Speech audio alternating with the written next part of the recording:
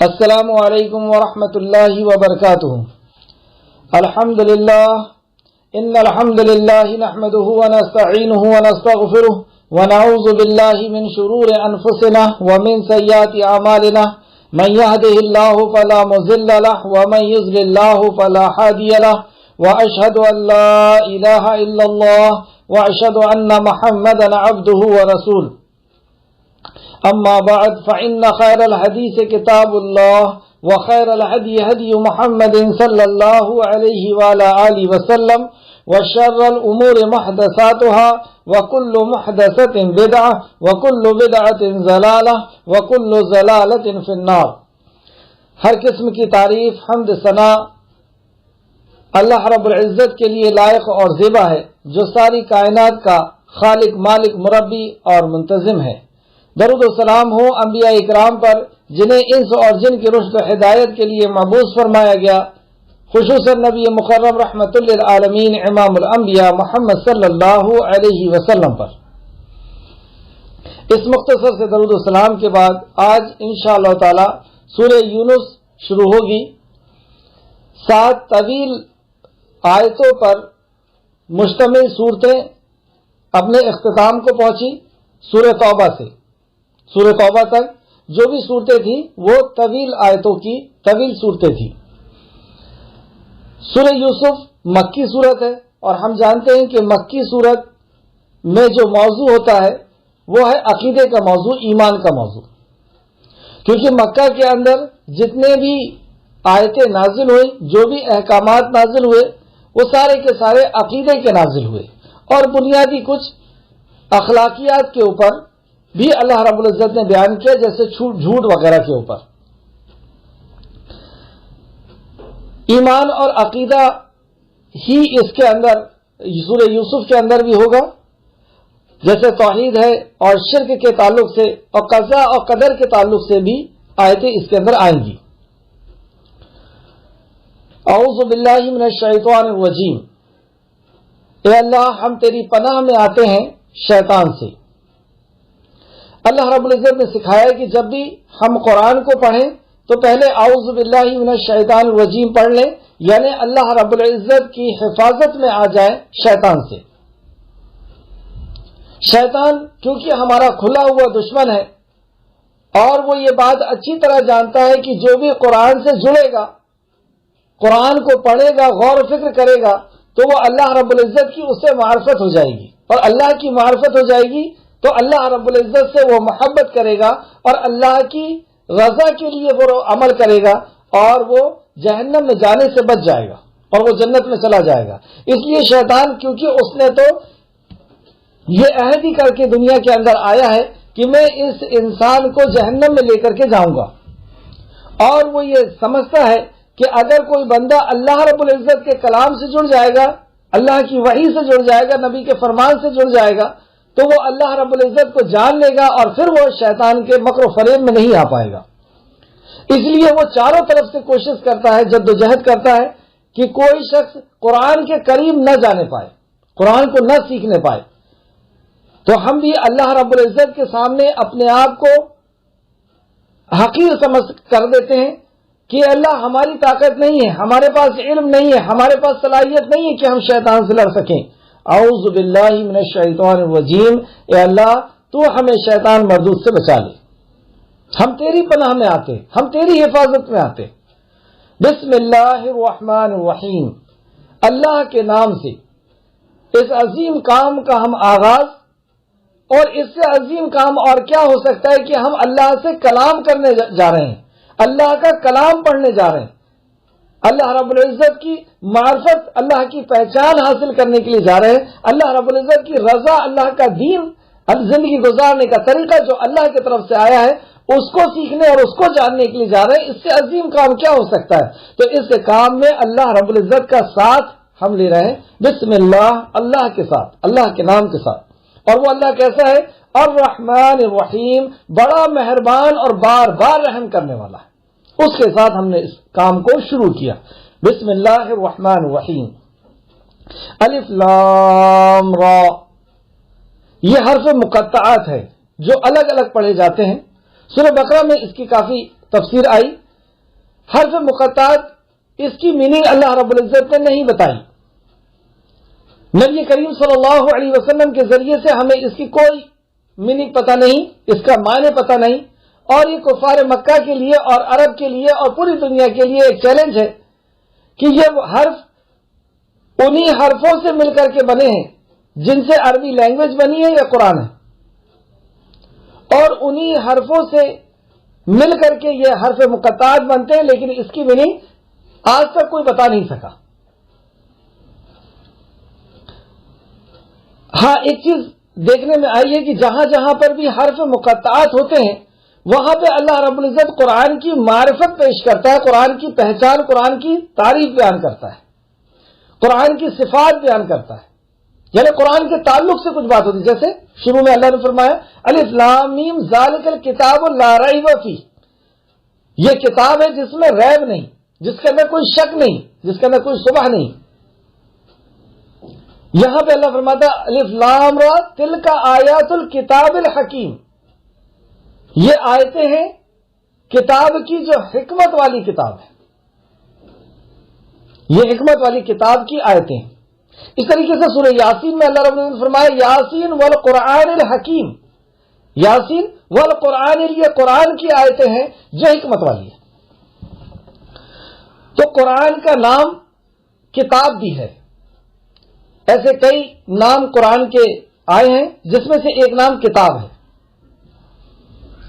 یہ کتاب ہے حکیم، حکمت والی.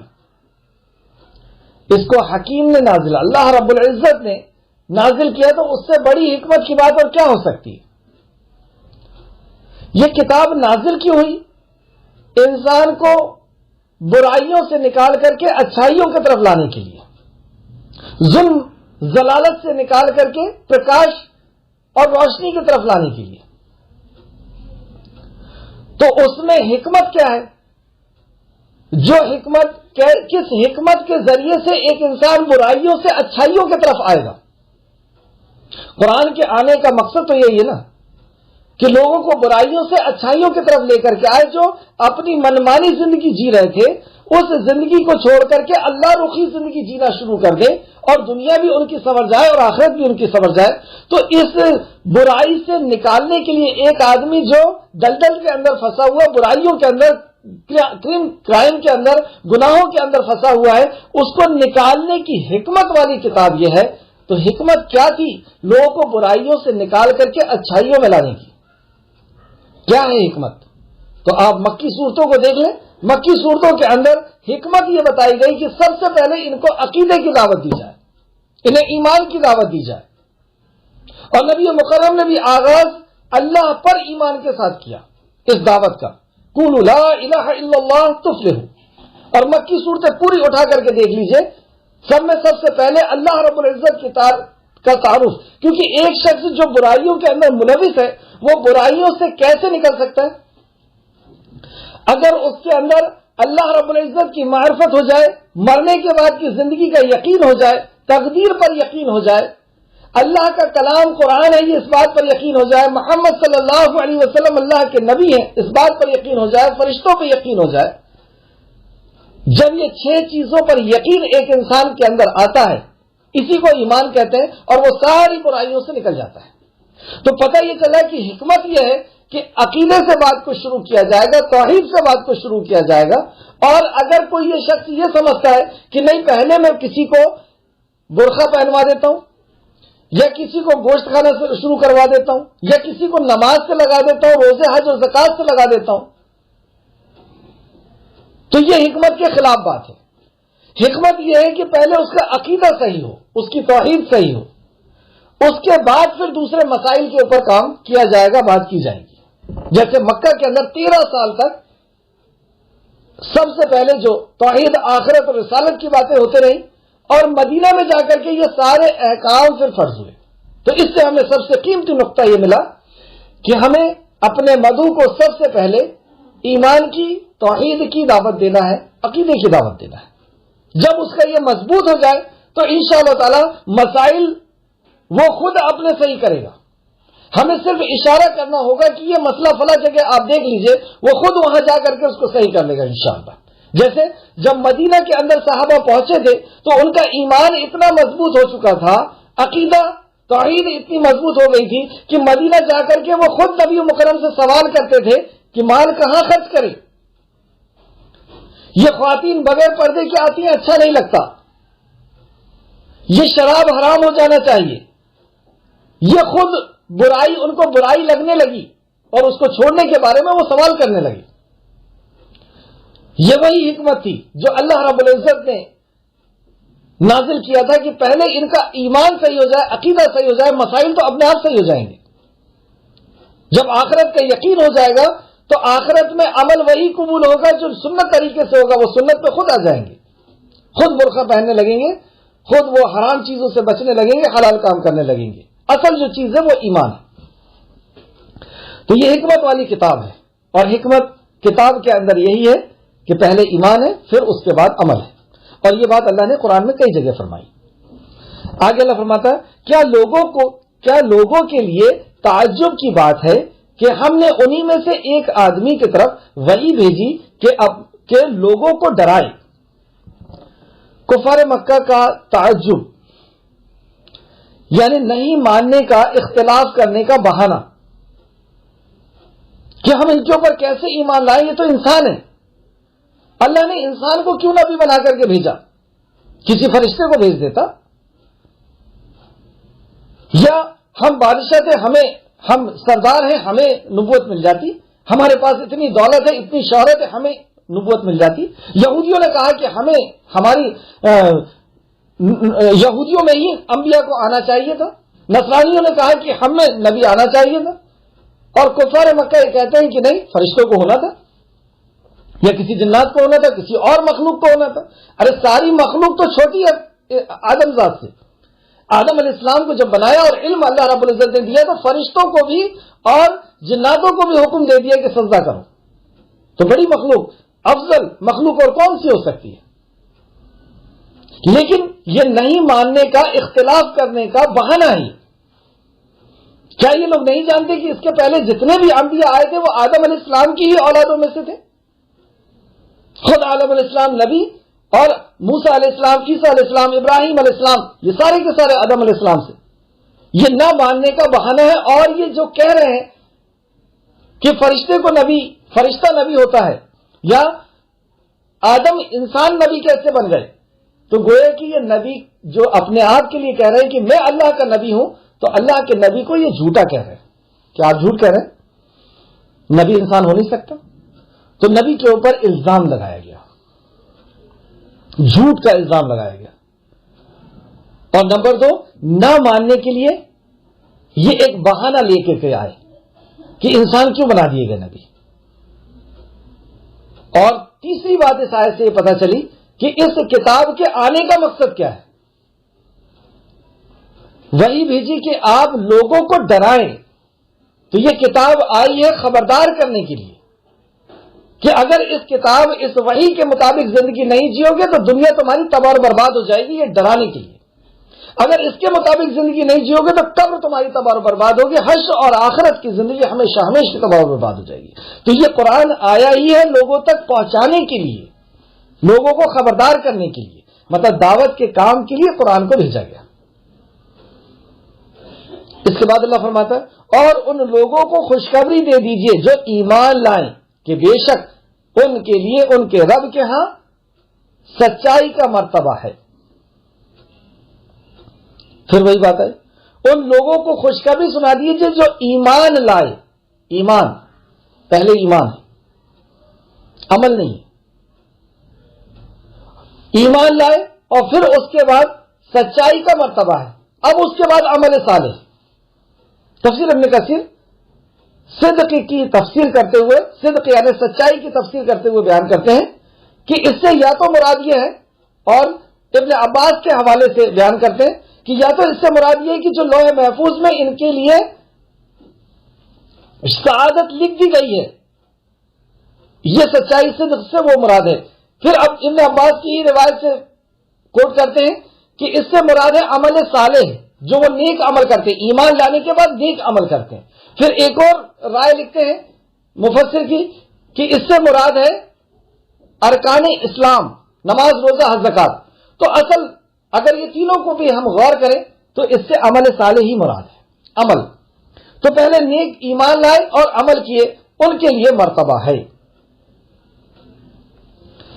پتہ یہ چلا کہ کچھ لوگوں نے اختلاف کیا لیکن سب نے نہیں کیا، کچھ لوگ تھے اکثریت نے کیا، لیکن کچھ لوگ تھے جنہوں نے ایمان لے کر کے آئے اور پھر ان کے صدق پر، سچائی پر وہ قائم ہوئے، عمل صالح کیے، ان کے لیے بشارت ہے۔ اور اب اللہ آگے بیان فرماتا ہے، اور کافروں نے کہا بے شک یہ تو یقیناً جادوگر ہے۔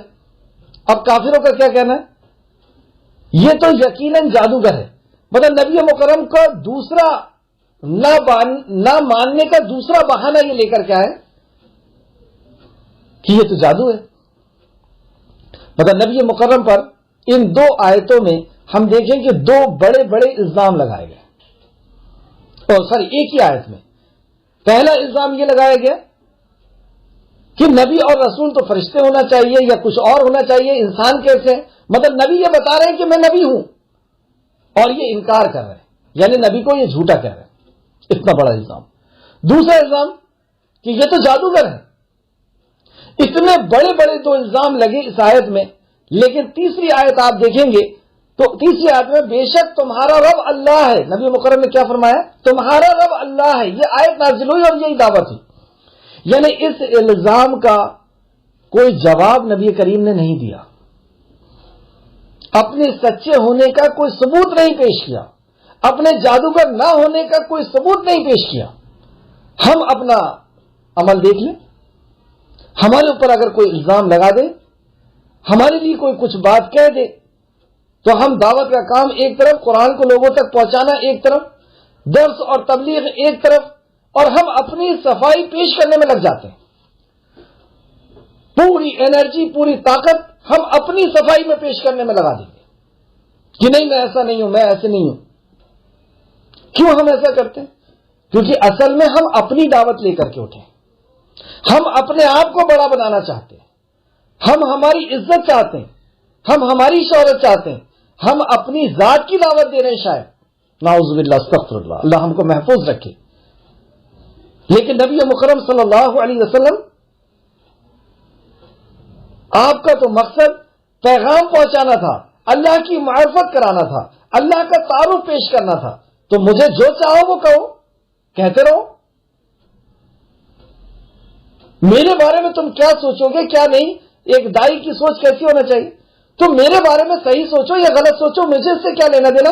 اللہ رب العزت کے بارے میں تمہارا سوچ صحیح ہونا چاہیے، اللہ کی معرفت صحیح ہونا چاہیے، تو تم مجھے کچھ بھی الزام لگاتے رہو، اس پر نظر انداز کر کے، اور ہم اللہ رب العزت کے دین کی دعوت دیتے رہے۔ ہمیں اپنی صفائی پیش کرنے کی کوئی ضرورت نہیں۔ ہم کیا سوچ رہے ہیں کہ ہم صفائی پیش کریں گے تو ہمیں عزت واپس ملے گی؟ عزت اور ذلت کا مالک تو اللہ ہے، ہمیں یہ دیکھنا ہے کہ ہمارے لیے کیا ضروری ہے، ہمیں کیا کام کے لیے بھیجا گیا۔ ہمارے پاس ایک ہی وقت ہے، یا تو ہم اپنی صفائی پیش کرتے رہیں یا توحید کی دعوت دیتے رہیں۔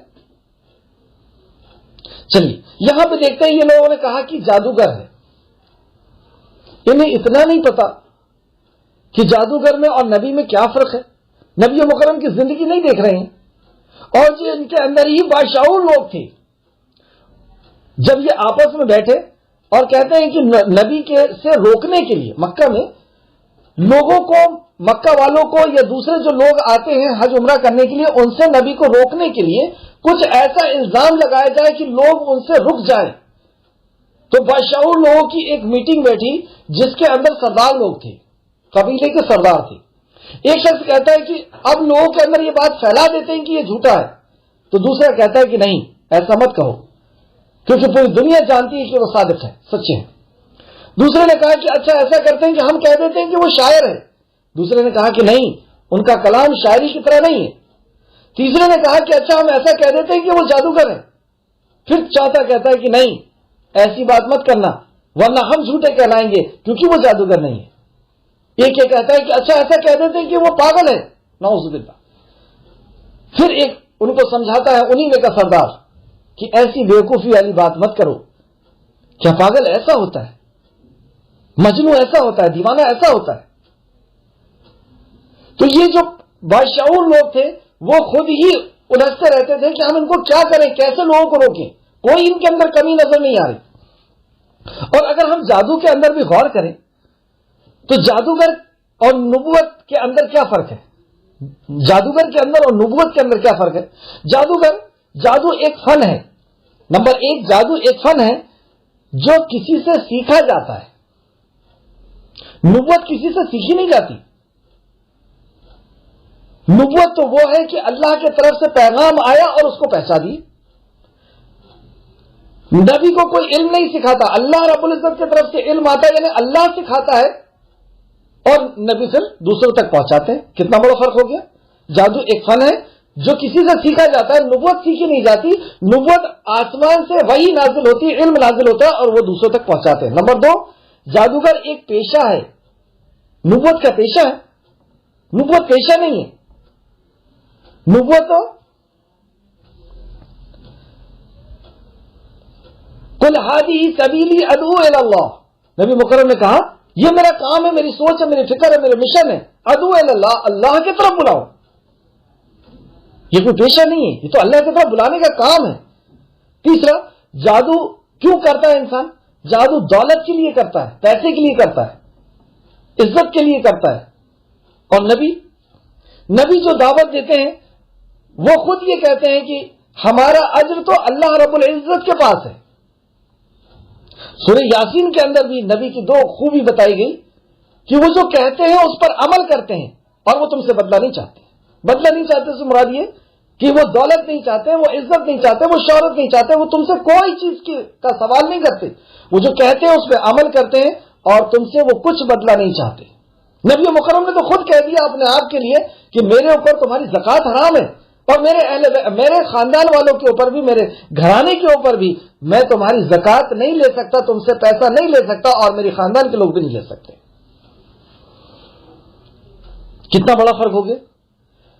جادو سے نقصان پہنچتا ہے, جادوگر نقصان پہنچاتا ہے, اور نبوت لوگوں کو نقصان سے نکالنے کا کام کرتی ہے. اللہ کے نبی نے لوگوں کو نکالنے کا کام کیا, ان کی شراب ان کی زندگی سے نکالا, چوری نکالا, زنا نکالا, خون خرابہ نکالا, والدین کے حقوق ان کو سکھائے, بچوں کے حقوق, بیویوں کے حقوق سکھائے. آپ ہسٹری اٹھا کر کے دیکھ سکتے ہیں کہ یہی مکہ 1450 سال پہلے کیا تھا اور آج کیا ہے. یہی مکہ اور مدینہ, اس کی کیا اور دنیا کے اندر کیسا انقلاب آیا. جو صحیح طور پر اسلام کے ماننے والے ان کی زندگی کیسی ہوا کرتی ہیں. پانچواں, آپ جادوگر کے اخلاق کو دیکھیے, اس کا اخلاق کیسا ہوتا ہے لوگوں کے ساتھ, گھر کے ساتھ, معاشرے کے ساتھ. اس کا لباس کیسا ہوتا ہے, اس کا لین دین کیسا ہوتا ہے. اور نبی کا اخلاق دیکھ لیں. نبی ایک کھلی ہوئی کتاب ہوا کرتے ہیں. عائشہ نے فرمایا کہ تعجب ہے, تو نے قرآن نہیں پڑھا. ایک قرآن تمہارے گھروں میں ہوتا ہے, ایک مدینہ کی گلیوں میں ہوتا ہے, مکہ کی گلیوں میں ہوتا ہے اور مدینہ کی گلیوں میں. پتہ یہ چلا کہ بہت زمین و آسمان کا فرق ہے جادوگر میں اور نبوت میں. لیکن اصل میں ان کو تو ایک بہانہ چاہیے تھا انکار کرنے کا. تو بہانہ کیا بنا رہے, یہ تو جادوگر ہے اس لیے ہم نہیں مان رہے, یہ تو انسان ہے اس لیے ہم نہیں مان رہے. تو نہ مانے. ساری حقیقت دیکھ لینے کے بعد, ساری حقیقت جان لینے کے بعد اگر یہ اللہ کا انکار کر رہے ہیں, اللہ کے نبی کا انکار کر رہے ہیں, اللہ کے کلام کا انکار کر رہے ہیں, تو کس کا برا ہوگا. سورہ تغابن میں بھی ان کے انسان نبی ہونے کے تعلق سے ان کا اعتراض جو اللہ رب العزت نے نقل کیا. سورہ تغابن سورہ نمبر 64 آیت نمبر 6, کیا آدمی ہماری ہدایت ہمارا ہادی بنتا ہے. وہاں پر بھی انہوں نے اختلاف کیا کہ آدمی کا نبی ہوتا ہے, نعوذ باللہ, جبکہ سارے انسان سارے نبیوں کو یہ دیکھ چکے ہیں. سورہ اعراف آیت نمبر 69 میں بھی اللہ نے فرمایا, کیا تم کو اس بات سے تعجب ہوا ہے کہ تم میں سے ایک شخص کے ذریعے سے تمہارے پروردگار کی طرف سے تمہارے پاس نصیحت آئی ہے. اور بھی کئی جگہ پچھلی ہی کلاس میں ہم نے پڑھیں کہ ہم نے تم پر احسان کیا کہ تم ہی میں سے ایک رسول بھیجا، یتلو علیہم آیاتی، جو میری آیتیں تم پر تلاوت کرتا، ویزکیہم، اور تمہارا تزکیہ کرتا. اور بارہا کئی جگہ یہ بات کو اللہ رب العزت نے ذکر کیا کہ ہم نے تم ہی میں سے رسول بھیجا صلی اللہ علیہ وسلم. آیت نمبر 3، بے شک تمہارا رب اللہ ہے.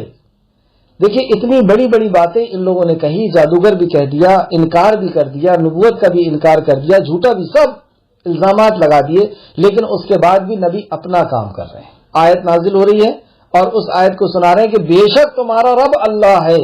رب یعنی تمہارا خالق، مالک، رازق، تمہارا مدبر، پیدا کرنے والا، ضرورت کا پورا کرنے والا، حفاظت کرنے والا، مالک، اور پھر مدبر تمہاری زندگی کا اور تمہاری پوری زندگی کا پلان کرنے والا، تدبیر کرنے والا اللہ ہے. اچھا وہ رب کیسا ہے؟ جس نے آسمان اور زمین کو 6 دنوں میں پیدا کیا. وہ اللہ، اس اللہ کی طرف بلایا جا رہا ہے جس نے زمین و آسمان کو تخلیق کیا ہے، جس نے زمین و آسمان کے درمیان جتنی بھی چیزیں ہیں اور اوپر اور نیچے ان سب کو جس نے تخلیق کیا، وہ ہے تمہارا رب. اور تم نے جس کو رب بنا کر کے بیٹھے ہو اس کو تو تم نے پیدا کی ہو. لات، عزا، منات اور خانہ کعبہ کے اندر جتنے بھی بزرگوں کے تم نے مجسمے بنا کر کے رکھے ہو، بت بنا کر کے رکھے ہو، یہ تو تمہارے بنائے ہوئے ہیں. اور میں جس کی طرف تم کو بلا رہا ہوں وہ رب ہے، اور وہ زمین و آسمان کا پیدا کرنے والا ہے، اور 6 دنوں میں پیدا کیا اس نے. دوسرا، پھر وہ عرش پر مستوی ہوا. پھر دوسری خبر کہ وہ عرش پر ہے. تم نے اس کو کیا فرش پہ سمجھ رکھا ہے؟ تم نے کیا اس کو لوگوں کے اندر سمجھ رکھا ہے؟ تم نے کیا اس کو چیزوں کے اندر سمجھ رکھا ہے؟ تم نے کیا اس کو بتوں کے اندر سمجھ رکھا ہے؟ وہ تو عرش پر ہے، عرش پر مستوی ہوا. 2 بار، پہلا 6 دن میں پیدا کیا اور وہ عرش پر ہے. اس کی حقیقت ہم نہیں جانتے کہ 6 دن سے مراد کتنے گھنٹے، کتنے سال، کتنے، کچھ نہیں. جو کہہ دیا گیا سمعنا وأطعنا. آمن الرسول بما انزل الیہ من ربہ والمؤمنون، جو کچھ نازل کیا گیا نبی پر اور ایمان والوں پہ وہ اس پر ایمان لائے. ہمارا تو یہ وطیرہ اور ہمارا تو یہ عمل ہونا ہے، ہمارا تو یہ عقیدہ ہونا ہے کہ جو اللہ رب العزت نے بیان فرمایا بس وہ اتنا ہی ہمارے لیے کافی. اللہ نے کہہ دیا 6 دن میں، بس 6 دن میں. اب اس کی تہ میں جانے کی ضرورت نہیں، کیونکہ اس کے آگے کچھ آیا نہیں قرآن حدیث میں. 6 دن میں بنایا، 6 دن میں یقین کر لیا. اور وہ عرش پر ہے. کیسا ہے عرش پر؟ جیسی اس کی ذات کو لائق ہے، جیسی اس کی شان کو لائق ہے، وہ ویسا عرش پر ہے. اس کے آگے ہمیں کچھ سوچنے کی اور اس کے آگے کچھ ہم کو بیان کرنے کی ضرورت نہیں. عرش پر ہے، بس ہمارا رب عرش پر ہے. تو کیا اللہ فرش پر نہیں ہے؟ کیا اللہ دنیا میں نہیں ہے؟ کیا ہمارے سامنے نہیں ہے؟ کیا ہمارے گھر میں نہیں ہے؟ خانہ کعبہ کے اندر جو بت تھے کیا اس کے اندر نہیں ہے؟ لوگ ایک دوسرے کو سجدہ کرتے ہیں، کیا ان کے اندر اللہ نہیں ہے؟ استغفر اللہ، نعوذ باللہ، بالکل نہیں. لا الہ، کوئی الہ نہیں الا اللہ، مگر اللہ کی، اور اللہ عرش پر. اب اس عقیدے کو ہم سمجھ لیں. پہلے میں باطل عقائد آپ کو بتاتا ہوں تو صحیح عقیدہ سمجھنے میں آسانی ہوگی. غلط عقیدہ کچھ لوگوں کا یہ عقیدہ ہے کہ اللہ رب العزت ہر جگہ ہے. تو میرے سامنے یہ پیالہ رکھا ہوا ہے، اس میں بھی اللہ ہے. ان کا عقیدہ بتا رہا ہوں. یہ موبائل رکھا ہوا ہے، اس میں بھی اللہ ہے. اس گھر کے اندر بھی اللہ ہے. تو گھر کے باہر کھڑے ہو کر کے اگر گھر کو سجدہ کر رہے ہیں تو کیا غلط ہو جائے گا؟ اس کنکر میں بھی اللہ ہے اور ایک چھوٹی چھوٹی چیزوں میں بھی اللہ ہے. تو سارے کنکروں کو اکٹھا کر کے ایک بت بنا کر کے اگر اس کی عبادت ہو رہی ہے تو کیا غلط ہو گیا؟ مطلب ساری چیزوں کے اندر اللہ نہیں ہے. اگر ان کے اندر اللہ ہے تو پھر اس کی عبادت ہو رہی ہے، وہ غلط نہیں ہوگا. اور اسی بنیاد پہ 333 کروڑ لوگوں کی عبادت جو ہوتی ہے، 33 کروڑ چیزوں کی جو عبادت ہوتی ہے، ان کا عقیدہ بھی یہی ہے کہ وہ ساری کائنات کا خالق اور مالک اس کے اندر ہے، اس کا وجود اس کے اندر ہے. نعوذ باللہ. یہ عقیدہ بالکل باطل عقیدہ ہے. یہ لا الہ الا اللہ کا جسٹ الٹا ہے، اپوزٹ ہے. تو کچھ باطل عقیدہ میں نے آپ کو بتایا کہ کچھ لوگوں کا یہ عقیدہ ہوتا ہے کہ ہر چیز کے اندر اللہ ہے. اور جو مسلمان اس کا عقیدہ رکھتے ہیں وہ اس کی دلیل بھی دیتے ہیں. اس کی دلیل بھی میں آپ کو ابھی بتانے والا ہوں. دوسرا عقیدہ ان کا ہوتا ہے عقیدہ وحدت الشہود. وحدت الشہود لکھیں، پہلا عقیدہ کہ اللہ رب العزت ہر چیز کے اندر ہے. دوسرا عقیدہ ہر چیز کے اندر ہے، ہر جگہ ہے. مطلب یہاں پر اللہ ہے، اس گھر میں بھی اللہ ہے، اور یہاں پہ جتنی بھی چیزیں رکھی ہوئی ہیں اس کے اندر بھی گندگی ہو یا اچھائی ہو، سب کے اندر اللہ ہے. نعوذ باللہ، استغفر اللہ. دوسرا عقیدہ عقیدہ وحدت الشہود کا. اس کا مطلب یہ ہے کہ کائنات کی ہر چیز اللہ کا سایہ ہے، اللہ کی پرچھائی ہے. سورج، چاند، زمین، آسمان، یہ سب اللہ کی پرچھائی ہے. بالکل باطل عقیدہ، اس کی کوئی بنیاد، کوئی دلیل نہیں. اور یہ سب چیز تو فنا ہونے والی ہے، اور وقتاً فوقتاً اللہ رب العزت کبھی پہاڑ کو، کبھی فلاں کو، کبھی فلاں کو فنا کرتا رہتا ہے. تو کیا نعوذ باللہ اللہ کی پرچھائی کیسے فنا کر رہا ہے؟ کیا مطلب کیا ہے اس کا؟ کیا سوچ ہے یہ؟ تیسرا باطل عقیدہ عقیدہ حلول کا عقیدہ، حلول و اتحاد. ان کا یہ سوچنا ہوتا ہے کہ بعض اوقات، مطلب کچھ وقت میں اللہ رب العزت انسان کے وجود کے اندر حلول کر جاتا ہے، داخل ہو جاتا ہے، اتر جاتا ہے. مطلب انسان کے اندر جو بہت پہنچا ہوا انسان بن جاتا ہے، بہت عبادت گزار ہو جاتا ہے، تو اللہ رب العزت اس کے اندر واش کرتا ہے، آتا ہے، واس کرتا ہے، آتا ہے، اور پھر چلا جاتا ہے. کچھ وقت کے لیے آتا ہے، چلا جاتا ہے. کچھ وقت میں ایسا ہوتا ہے کہ ایک عام انسان ہی جو بہت عبادت کرتا ہے وہ اللہ بن جاتا ہے، جو صوفیوں کا عقیدہ ہے. اور جو ان لوگوں کا عقیدہ ہے کہ جو بت کی عبادت کرتے ہیں اور وہ خیال کرتے ہیں کہ کچھ وقت کے لیے آیا اور پھر وہ چلا گیا، یہ سارے عقیدے باطل ہیں. اصل عقیدہ جو اللہ رب العزت نے ہمیں سکھایا وہ کیا ہے کہ اللہ عرش پر ہے. اس کی اور بھی دلیل دیکھتے ہیں. سورہ آراف آیت نمبر 54 میں اللہ رب العزت فرماتا ہے، سورہ آراف نمبر 1، سورہ آراف آیت نمبر 54، کہ اللہ نے 6 دن میں زمین و آسمان کو بنایا اور عرش پر مستوی ہوا. دوسرا سورہ یونس، جو یہ سورہ یونس ہے آیت نمبر 3، اس میں بھی اللہ نے فرمایا کہ اللہ نے 6 دن میں زمین و آسمان کو پیدا کیا اور پھر عرش پر مستوی ہوا. پھر تیسرا عقیدہ قرآن سے ہی، سورہ طٰہٰ آیت نمبر 5، الرحمن علی العرش استویٰ، وہ رحمان ہے جو عرش پر مستوی ہوا. اس کے رحم نے ساری مخلوق کو گویا کہ ڈھانپ لیا، عرش پر مستوی ہو گیا. تیسرا سورہ فرقان آیت نمبر 59، اس میں بھی اللہ نے فرمایا کہ وہ اللہ رب العزت نے 6 دن میں زمین و آسمان کو پیدا کیا، پھر عرش پر مستوی ہوا. اور نبی کریم صلی اللہ علیہ وسلم بھی معراج پہ کہاں گئے تھے؟ جبریل امین کے ساتھ پہلا آسمان کھولا گیا، دوسرا کھولا گیا، تیسرا کھلوایا گیا، چوتھا کھلوایا گیا، 7ویں آسمان کے اوپر پھر جو سدرۃ المنتہا تھا، جبرائیل علیہ السلام نے کہا کہ یہاں پہ میری حد ختم ہوتی ہے، یہاں سے نبی مکرم صلی اللہ علیہ وسلم کی حد شروع ہوتی ہے. رک گئے جبرائیل علیہ السلام، پھر نبی کریم صلی اللہ علیہ وسلم آگے پڑھے. اللہ رب العزت سے بات ہوئی، اللہ کہاں ہے؟ عرش پر مستوی ہوا. جیسی اس کی شان کو لائق ہے، جیسی اس کی ذات کو لائق ہے، ویسا وہ مستوی ہے.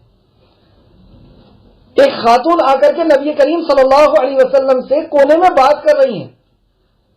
دھیرے دھیرے یہ دونوں بات کر رہے ہیں. ماں عائشہ کونے میں بیٹھی ہوئی ہیں، اور جو ان کی بات چل رہی تھی اس مسئلے کو حل کرنے کے لیے جبرائیل علیہ السلام کو اللہ رب العزت نے وحی لے کر کے پہنچا دیا. اور جب وحی کا نزول ہوا اور نبی مکرم نے بتایا کہ ابھی ابھی میرے پاس یہ آیت آئی ہے اور آپ کے مسئلے کا یہ حل ہے، ماں عائشہ کہتی ہیں کہ اللہ اکبر، میں اسی کمرے کے اندر بیٹھی ہوئی ہیں، آپ دونوں کی بات میں نہیں سن پائی اور 7ویں آسمان کے اوپر اللہ نے سن لیا. وہ اللہ ہے.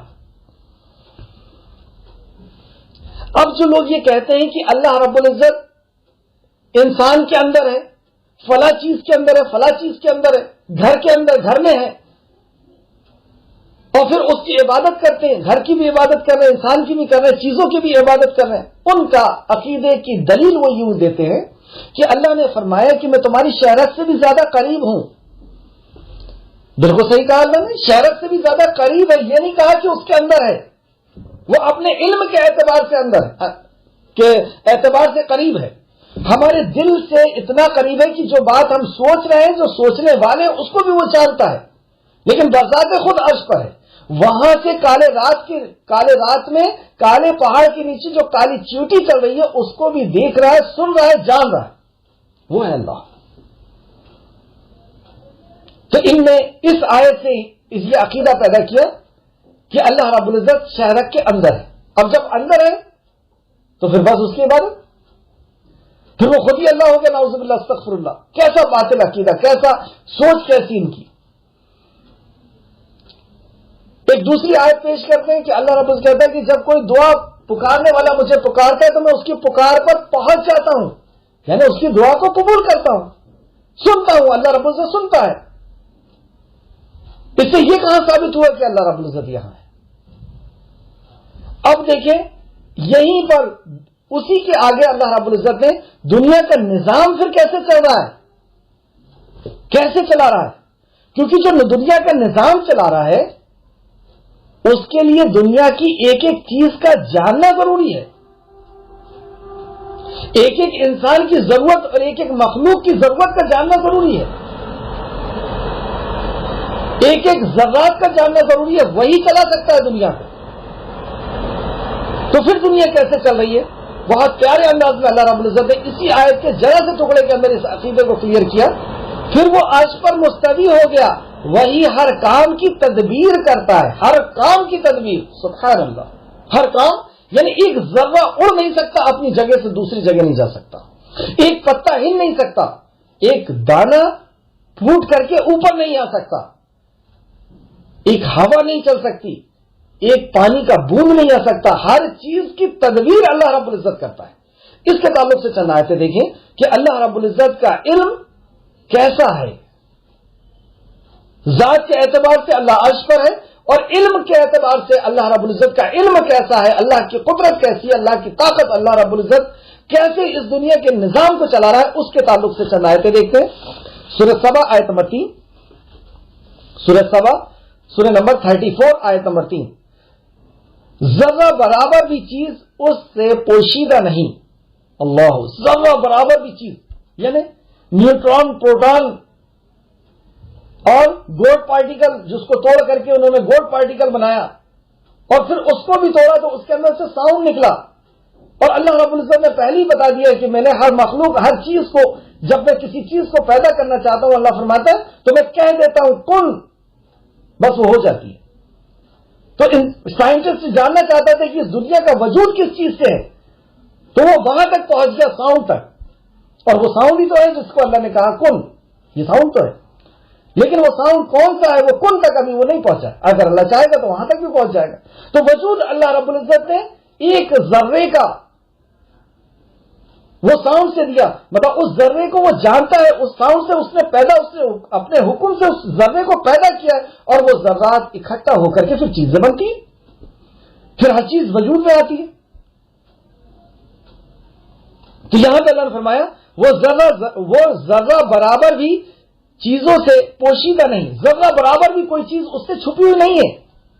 ایک ایک ذرات اس کے نالج میں، اس کے علم میں ہے. جب دھوپ نکلتی ہے اور چھت میں اگر کوئی سوراخ ہو تو وہاں سے دھوپ کی روشنی آتی ہے، یا دروازے میں کوئی سوراخ ہو تو وہاں سے دھوپ کی روشنی آتی ہے، تو اس روشنی میں باریک باریک دھول اڑتے ہوئے نظر آتے ہیں. ان ذرات کو بھی جاننے والا ہے، اور مائکروسکوپ سے جو نیوٹران اور پروٹون دکھتے ہیں اس کو بھی وہ جاننے والا ہے. یہاں بتایا ذرہ ذرہ. اور کیسے جان رہے؟ عرش پر مستوی ہونے کے بعد جان رہا ہے. ہمارا پہلا آسمان سے ہماری جو دوری ہے اتنا موٹا ہے ایک آسمان، پھر اس کے بعد دوسرے آسمان کی پہلے آسمان سے دوری اتنی ہے. ہمارا سائنس ابھی تک اس ہماری زمین سے آسمان کی دوری کا پتہ نہیں لگا پایا. اتنا موٹا ایک آسمان، پھر اتنی خالی جگہ، پھر اتنا موٹا، ایسے 7 آسمان، اس کے اوپر عرش پر مستوی. اللہ اکبر. اور وہاں سے اس ذرے کو وہ جان رہا ہے. یہ قدرت ہے ہمارے رب کی. ہم جانوروں، پتھر کو ماننے والے، مردوں کو ماننے والی قوم نہیں ہے. ہم الحی اور القیوم کو ماننے والی قوم ہے. لا تاخذہ سنۃ ولا نوم، نہ اونگتا ہے نہ سوتا ہے، ہم اس کو ماننے والے قوم ہیں. ہم زندہ جاوید رب کو ماننے والی قوم ہے. وہ ہے ہمارا رب جو ذرے ذرے کی خبر رکھتا ہے. ہمارے دل میں جو خطرات آنے والے ہیں، جو سوچ ہمارے اندر آنے والی ہے، آ چکی ہے، ان سب کا وہ جاننے والا ہے. تو یہاں فرماتا ہے اللہ رب العزت سورہ سبا آیت نمبر 3 میں، ذرہ برابر بھی چیز اس سے پوشیدہ نہیں آسمان میں اور نہ زمین میں، مطلب آسمان کے اوپر بھی اور زمین میں بھی جتنے بھی ذرات ہیں سب کا جاننے والا ہے۔ اس کا مطلب یہ ہوا نہ کوئی کام اسے کسی دوسرے کام سے مشغول نہیں کرتا۔ جیسے کوئی کام اللہ رب العزت کا ہے تو دوسرے کام سے وہ مشغول نہیں ہوگا، نہ مسائل اس کی کوئی غلط کام کرا سکتے ہیں، ہاں اللہ اکبر، نہ وہ فریاد کرنے والوں سے تنگ دل ہوتا ہے۔ ہزاروں کروڑوں لوگ ایک ساتھ فریاد کر رہے ہیں، وہ کبھی کسی سے تنگ دل نہیں ہوتا۔ کروڑوں لوگ الگ الگ لینگویج میں، کروڑوں مخلوق الگ الگ لینگویج میں اس سے پکار رہی ہے، 24 گھنٹے پکار رہی ہے، اور وہ کبھی کسی سے تنگ دل نہیں ہوتا، کبھی کسی کی بات سے، کبھی کسی کی دعا سے، کبھی کسی کے مانگنے سے پریشان نہیں ہوتا، بلکہ خوش ہوتا ہے اور نہ مانگنے والے سے ناراض ہوتا ہے۔ وہ ذات ہے اللہ، اور نہ ہی پہاڑوں کی، سمندر کی اور آبادیوں کی اور جنگلوں کی کسی بڑے کام کا انتظام سے کسی چھوٹے کام سے غافل ہوتا ہے، نہ کسی بڑے کام کے انتظام سے چھوٹے کام سے وہ غافل نہیں ہوتا کہ کوئی چھوٹی مخلوق ہے اور وہ اس کی ضرورت کو پوری کرنا اللہ رب العزت اس سے غافل ہو جائے، ایسا کبھی نہیں ہوا۔ ساری مخلوق بہت اچھے انداز میں آپ دیکھ رہے ہیں چل رہی۔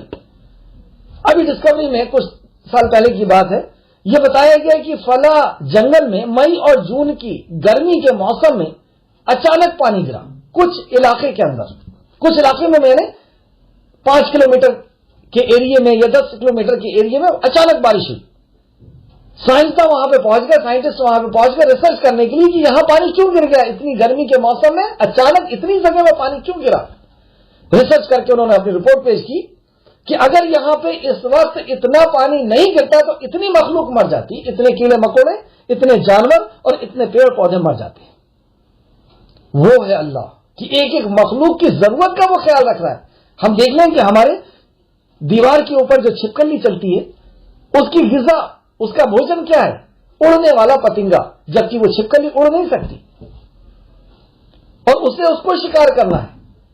جب اس چھپکلی کو بھوک لگتی ہے تو وہ پتنگا اڑ کر کے اس کے منہ پہ اللہ رب العزت پہنچاتا۔ وہ ہے رب، وہ ہے ضرورتوں کو دیکھنے والا، سننے والا، جاننے والا، اور ایسی ایک ایک مخلوق کی ضرورت کو وہ جان رہا ہے اور اس کی ضرورت کو وہ پوری کر رہا ہے۔ اور انسان کو پال کیسے رہا ہے یا مخلوق کو پال کیسے رہا ہے وہ، اس کے تعلق سے سورہ ہود آیت نمبر 6 کے اندر اللہ فرماتا ہے، سورہ ہود آیت نمبر 6، اور زمین پر کوئی چلنے پھرنے والا نہیں مگر اس کا رزق اللہ کے ذمے ہے۔ ذمے ہے، ہم نے یہ سمجھ لیا کہ ہمارے ذمے ہے، ہم اولاد کو پالتے ہیں، بیوی کو پالتے ہیں، فلاں کو پالتے ہیں، فلاں کو پالتے ہیں، ہم پالتے ہیں، لیکن اللہ کیا بتا رہا؟ تمہاری کوئی اوقات اور وقت نہیں، ان کا رزق میرے ذمے، اللہ کے ذمے ہے۔ بڑے بڑے ہاتھی کو بھی وہ پال رہا ہے، چھوٹی سی چیوٹی کو بھی وہ پال رہا ہے، چھوٹی مچھلی کو بھی اور ویل مچھلی کو بھی پال رہا ہے۔ کتنا کھاتے ہیں؟ اگر ہم کما کر کے کھاتے ہیں تو بے روزگاروں کو مر جانا چاہیے تھا بھوکا، پاگلوں کو تو مر جانا تھا۔ پاگل ہے، ان کو کوئی شعور نہیں، لیکن اس کے بعد بھی 2 ٹائم 3 ٹائم کا کھانا اللہ رب العزت ان کو کھلا رہا ہے، وہ ہے کھلانے والا۔ اناتھوں کو نہیں دیکھا آپ نے؟ کوئی نہیں ہے ان کا، لیکن ان کو بھی 3 ٹائم کا اللہ کھانا کھلا رہا ہے۔ وہ ہے اللہ، وہ ہے کھلانے والا، وہ ہے ضرورت کا پورا کرنے والا۔ ان ضرورتوں کو وہ آج پر ہونے کے بعد جان لیتا ہے۔ یہ ہے اس کی قدرت، یہ ہے اس کی طاقت کہ ظالم کے ہاتھ کو وہیں سے وہ پکڑ لیتا ہے، بادشاہت کو اور تختوں کو وہ منٹوں میں تبدیل کر دیتا ہے۔ ظلم کو اگر روکنا چاہے تو منٹوں کے اندر ظلم کو روک دیتا ہے۔ اس کی ذات تو یوں ہے کہ بس وہ کہتے کن ہو تو وہ چیز ہو جائے۔ وہ طاقت اور وہ قدرت کا مالک ہے اللہ، جس کے طرف بلایا جا رہا ہے نبی کریم صلی اللہ علیہ وسلم کے ذریعے سے۔ سورہ انعام آیت نمبر 59 میں بھی اللہ فرماتا ہے، سورہ انعام سورہ نمبر 6 آیت نمبر 59، اور کوئی پتا نہیں جھڑتا مگر وہ اسے جانتا ہے۔ اللہ اکبر! کوئی پتا، آپ پیڑ کو نہیں گن سکتے پوری دنیا کے لوگ مل کر کے، اس پیڑ کے اندر جو پتا ہے، ہزاروں پتے ہوتے ہیں، ایک پتا بھی نہیں گرتا مگر اس کے علم میں ہوتا ہے۔ ایسے نہیں دنیا چل رہی، دنیا چل ہی نہیں سکتی اگر اللہ رب العزت اس کو جاننے والا نہ ہو تو. مخلوق زندہ ہی نہیں رہ سکتی, مخلوق کی حفاظت ہی نہیں ہو سکتی, مخلوق چل ہی نہیں سکتی اگر اللہ رب العزت ایسا علم والا نہ ہو تو. اس دنیا کے چلنے اور پورا سسٹم کا صحیح طریقے سے کام کرنا اس بات کی دلیل ہے کہ اللہ رب العزت ایک ایک ہوا کو, ایک ایک پتے کو, ایک ایک روئے کو, ایک ایک کڑ کو, ایک ایک ذرے کو وہ جان رہا ہے, ایک ایک چھوٹی چھوٹی مخلوق کو وہ جان رہا ہے اور ان کی ضرورتوں کو پوری کر رہا ہے. آگے سنیے آپ, اللہ رب العزت کیا فرماتا ہے, اور کوئی پتا نہیں جھڑتا مگر وہ اس کو جانتا ہے, اور زمین میں کے اندھیروں میں کوئی دانہ, زمین کے اندھیروں میں کوئی دانہ ایسا نہیں جس کو وہ نہیں جانتا. دانے کو حکم دیتا ہے, مردہ ہوتا ہے دانہ, مرا ہوا, اس کے اندر گروتھ نہیں ہوتی, اس کے اندر کوئی ہلچل نہیں ہوتی. لیکن اللہ رب العزت جب حکم دیتا ہے وہ دانہ پھٹتا ہے, اس کے اندر جان پیدا ہوتی ہے, اور وہ ایک چھوٹا سا پتلا سا پتی جو ہے وہ زمین کو پھاڑتے ہوئے باہر آتی ہے. یہ طاقت پیدا ہوتی ہے اس کے اندر. وہیں پر دوسرا دانہ ہے وہ مرا ہوا پڑا, یہ مر گیا, ختم ہو گیا. یہ دو دانے میں سے ایک مر گیا, ایک زندہ رہ گیا. یہ کون ہے, اس کی قدرت. اگر اپنے آپ ہو رہا ہے تو سارے دانوں کو زندہ ہونا چاہیے تھا. مرغی کے نیچے جو انڈے ہوتے ہیں وہ سارے انڈوں کے اندر سے بچے نکلنا چاہیے تھا. کچھ خراب ہو جا رہا ہے, کون خراب کر رہا ہے؟ یہ اللہ اپنی قدرت بتا رہا ہے کہ میں چاہتا ہوں تو اس کے اندر جان آتی ہے, اس کے اندر کان, آنکھ اور دل اور دیکھنے اور سننے اور سمجھنے کی صلاحیت اس بچے کے اندر پیدا ہوتی ہے, اور وہ اتنی صلاحیت پیدا ہوتی ہے کہ وہ اپنے انڈے کو چوچ سے پھوڑ کر کے اور پھر باہر نکلتا ہے. اللہ اکبر. اور وہیں پہ دوسرا ہے جو خراب ہو گیا. تو یہاں پہ اللہ نے فرمایا اور زمین کے اندھیروں میں جو چیز ہے وہ اس کو بھی جانتا ہے, اس کو بھی جانتا ہے. اگر وہ نہ جانے تو یہ دانہ اگے گا کیسے؟ اس کو پھاڑے گا کون, اس کو نکالے گا کون, اس انڈوں کے اندر سے بچوں کو پیدا بنائے گا کون, کون اس کا آنکھ ناک دل بنائے گا؟ اور چلیے بنا دینا ایک الگ ہے کہ بن گیا, چلو ایک سسٹم تھا, اس کو زندگی جینے کا طریقہ بھی بتا دینا کہ وہ اس انڈے کے باہر نکل کر کے وہ اپنی زندگی جینے کے طریقے کو سمجھ گیا, اپنی لینگویج کو سمجھ گیا. اللہ اکبر. کیسے اس کو جینا ہے, کیا کھانا ہے, کیا نہیں کھانا, کیا پینا ہے, کیا نہیں پینا, کیا حلال ہے, کیا حرام ہے, کیسے آ گیا اس کے اندر. تو وہ اس کو بھی وہ جان رہا ہے, لیکن ہے کہاں, عرش پر. اور کوئی طری یا خشک چیز نہیں ہے مگر کتاب روشن میں لکھی ہوئی ہے. سبحان اللہ. کوئی طری اور کوئی خشکی ایسی نہیں, مطلب کوئی گیلی چیز اور کوئی سوکھی چیز ایسی نہیں جو اللہ رب العزت کے پاس لوح محفوظ میں لکھی ہوئی ہے. ایسا ریکارڈ رکھنے والا ہے اللہ. سبحان اللہ. اس اللہ کی طرف بلایا جا رہا ہے. جب یہ آیت نازل ہوئی, سدی بن اسحاق بن قعب بیان کرتے ہیں کہ جب یہ آیت نازل ہوئی کہ بے شک تمہارا رب وہ ہے جس نے آسمان اور زمین کو پیدا کیا, مطلب پوری آیت انہوں نے پڑھا, نازل ہوئی تو انہوں نے ایک بہت بڑی جماعت ملی, ان کو راستے میں ایک بہت بڑی جماعت ملی جس کے بارے میں ان کا خیال یہ تھا کہ یہ عربوں کی ایک جماعت ہے. لیکن جب انہوں نے ان سے پوچھا کہ تم کون ہو, تو انہوں نے جواب دیا کہ ہم جن ہیں, ہم مدینہ سے نکلے ہیں اور ہمیں اس آیت نے نکال دیا. تفسیر ابن کثیر جلد نمبر 3 اور صفحہ نمبر 188 میں یہ آیت ہے. اس پہ یہ حدیث ہے, اس پہ آپ اور تدبر کریے گا. سورہ اور یہ تفسیر الطبری کے حوالے سے تفسیر ابن کثیر نے روایت کیا, تفسیر الطبری جلد نمبر 6 صفحہ نمبر 1924. بہرحال تو یہاں پہ اللہ رب العزت کی معرفت بتائی گئی کہ وہ ہے رب, اس رب کے تم ماننے والے ہو. اللہ اکبر. یہ تعارف پیش کیا جا رہا ہے نبی مکرم کے اوپر, وہ الزام لگا رہے ہیں اور نبی مکرم اپنے رب کا تعارف اس انداز میں پیش کر رہے ہیں. سبحان اللہ. آگے اب اصل میں وہ بھی یہ جانتے تھے کفار مکہ, نبی مکرم نے کہا, قرآن میں آیت نازل ہوئی, اے نبی مکرم ان سے پوچھیے کہ زمین و آسمان کا بنانے والا کون, تمہاری زندگی اور موت کا مالک کون, تمہاری تقدیر کا مالک کون؟ تو یہ کہیں گے اللہ. تو اللہ کو تو مانتے تھے, جانتے تھے, یہ بگڑے ہوئے تھے نا مسلمان, مطلب دین ابراہیم پر. تو پھر یہ تم جو 360 بت ہیں خانہ کعبہ کے اندر رکھ لیے ہو، یہ ان کے پاس کیوں جاتے ہو؟ یہ کہتے تھے یہ ہمارے سفارشی ہیں، یہ ہماری فریاد اللہ تک پہنچاتے ہیں۔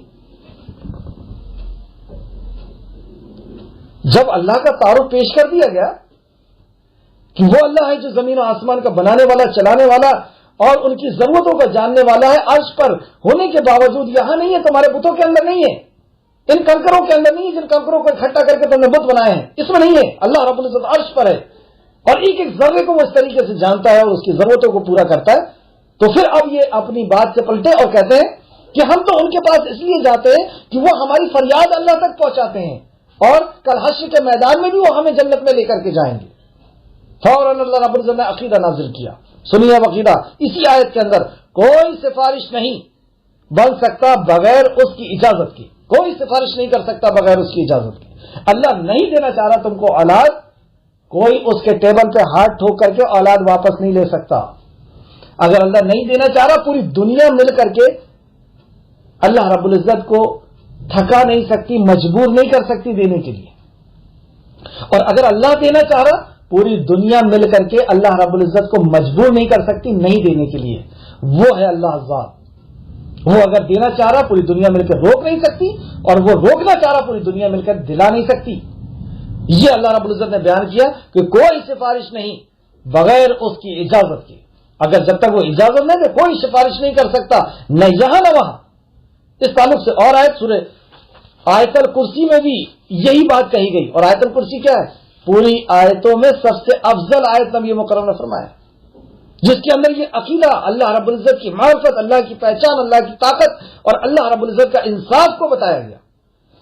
اور آگے پیچھے کو جب پڑھیں گے تو آپ کو اور پتا چلے گا کہ کیا وزن ہے اس بات کا۔ اللہ نے فرمایا من ذا الذی یشفع عنده الا باذنہ، کون ہے جو اس کی اجازت کے بغیر اس کے سامنے سفارش لا سکے؟ کون ہے ایسا کہ اس کی اجازت کے بغیر سفارش کرے؟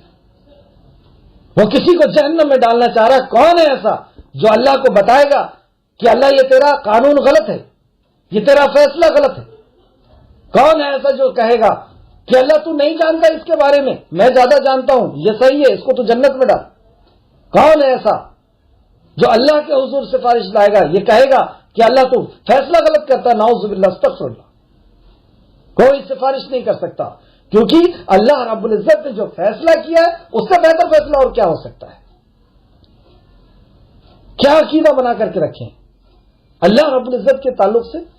اور دوسری جگہ اللہ دیکھیں کیا فرماتا ہے، سورہ نجم سورہ نمبر 53 آیت نمبر 26، اور آسمانوں میں بہت سے فرشتے ہیں جن کی سفارش کچھ بھی فائدہ نہیں دیتی مگر اس وقت اللہ جس کے لیے چاہے اجازت بخشے اور پسند کرے۔ فرشتے بھی سفارش نہیں کر سکتے اس وقت تک جب تک اللہ رب العزت اجازت نہ دے دے، اور اس وقت تک کسی کی سفارش کوئی کام کی نہیں۔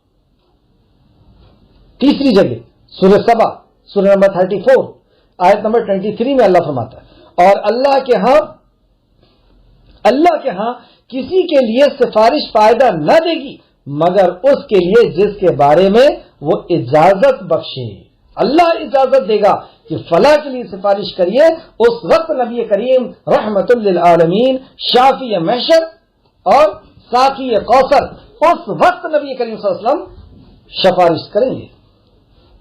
اللہ کہے گا کہ فلاں کے لیے سفارش کریے، فلاں کے لیے سفارش کریے، کیونکہ عمل کا ڈیٹا تو اللہ کے پاس ہے، عمل کے پورے کام تو اللہ کے پاس ہے کہ رات میں کیا کیا تھا، دن میں کیا کیا تھا، دل کے اندر کیا تھا، ظاہر کیا تھا، باطن کیا تھا، ماں باپ کے ساتھ کیا کیا تھا، رشتہ دار کے ساتھ کیا کیا تھا، یہ سب تو اللہ جانتا ہے، اللہ فیصلہ کرے گا نا۔ اور نماز کے اندر ہر نماز میں ہمیں فرض کر دیا گیا کہ یہ ماں کہ یہ عقیدہ پیش کر، یہ مالک یوم الدین، تو ہے مالک بدلے کے دن کا۔ اب ہم نے کسی اور کو مالک کیسے سمجھ لیا بدلے کے دن کا؟ بدلے کے دن کا مالک تو اللہ ہے۔ ہر نماز ہوتی نہیں نماز جب تک ہم یہ عقیدہ پیش نہ کر دیں کہ مالک یوم الدین، master of the day of judgement, کہ بدلے کے دن کا مالک تو اے اللہ تو ہے۔ آگے ہے تو یہاں پر یہ بتایا گیا کہ اللہ رب العزت ہی عرش عظیم کا مالک ہے، اور اللہ ہی رب العزت شفاعت اللہ کے حکم سے نبی اور یا فرشتے یا اللہ رب العزت جنہیں کہے گا وہ سفارش کریں گے. یہ اللہ ہے تمہارا رب. آگے اللہ فرماتا ہے آیت نمبر 3 کے اندر واپس آئے, یہ اللہ ہے تمہارا رب, چنانچہ تم اس کی عبادت کرو. اس رب کی عبادت کرو, اپنے بنائے ہوئے کی نہیں. وہاں نہیں ہے, اللہ حلول نہیں کرتا, اس کے اندر نہیں آتا, یا اس چیز کے اندر نہیں ہے, یا اللہ کی پرچھائی نہیں ہے. یہ سب چیزیں اللہ عرش پر ہے اور وہ ساری چیز کو وہیں سے کنٹرول کرتا ہے. ایک ایک چیز کو سنتا ہے, دیکھتا ہے, جانتا ہے.